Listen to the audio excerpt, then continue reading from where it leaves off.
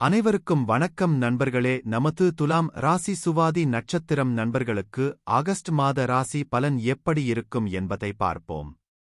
5ஆம் வீட்டில் ராகு சஞ்சரிப்பது அறிவு மற்றும் படைப்பு வெளிப்பாட்டின் மீதான வலுவான ஏக்கத்தைத் தூண்டும். இந்த நிலையைக் கொண்ட நபர்கள் பிரச்சினைகளைத் தீர்ப்பதில் ஒரு அசாதாரண அணுகுமுறையைக் கொண்டிருக்கலாம் மற்றும் வழக்கத்திற்கு மாறான அல்லது புதுமையான யோசனைகளால் ஈர்க்கப்படலாம். இந்த இடம் ஆன்மீகம், தத்துவம் மற்றும் மாய விஷயங்களில் ஆர்வத்தை வளர்க்கும். 5ஆம் வீட்டில் ராகு இருப்பது சில சமயங்களில் பிரசவம், குழந்தை வளர்ப்பு அல்லது குழந்தைகளின் நல்வாழ்வு தொடர்பான சவால்களைக் குறிக்கலாம். சில ஜோதிடர்கள் இது வழக்கத்திற்கு மாறான அனுபவங்கள் அல்லது போராட்டங்களுடன் குழந்தைகளுக்கான ஆசைக்கு வழிவகுக்கும் என்று நம்புகிறார்கள். 6ஆம் வீட்டில் சனி சஞ்சரிப்பது கடமை, ஒழுக்கம் மற்றும் கடின உழைப்பில் கவனம் செலுத்துவதைக் குறிக்கிறது. இது அர்ப்பணிப்பு மற்றும் விடாமுயற்சி மூலம் குறிப்பிடத்தக்க சாதனைகளுக்கு வழிவகுக்கும். இருப்பினும், இந்த நிலைப்பாடு உடல்நலம், பணிச்சூழல் மற்றும் உறவுகள் தொடர்பான சவால்களையும் கொண்டு வரக்கூடும். 9வது வீட்டில் உள்ள வியாழன் பெரும்பாலும் வாழ்க்கையில் நேர்மறையான மற்றும் நம்பிக்கையான கண்ணோட்டத்தைக் குறிக்கிறது.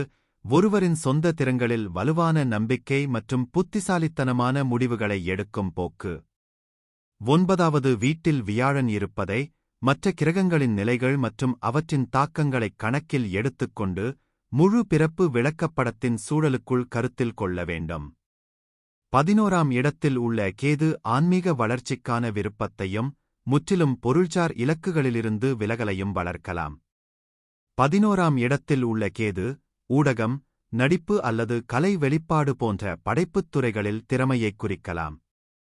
12ஆம் வீட்டில் செவ்வாய் இருந்தால் அது கலவையான விளைவுகளை ஏற்படுத்தும், பெரும்பாலும் மறைக்கப்பட்ட பலங்கள், சாத்தியமான சவால்கள் மற்றும் சுயபரிசோதனை மற்றும் ஆன்மீகம் தொடர்பான போக்கு ஆகியவற்றுடன் தொடர்புடையது.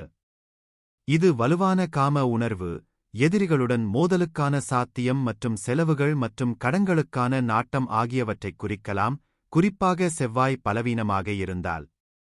இருப்பினும், இது ஆன்மீக நாட்டம், மறைக்கப்பட்ட திறமைகள் மற்றும் வெளிநாட்டு நாடுகளில் வெற்றிக்கான சாத்தியத்தையும் குறிக்கலாம். 10ஆம் வீட்டில் சூரியன் இயற்கையாகவே தலைமைத்துவப் பண்புகளை வழங்குகிறார்.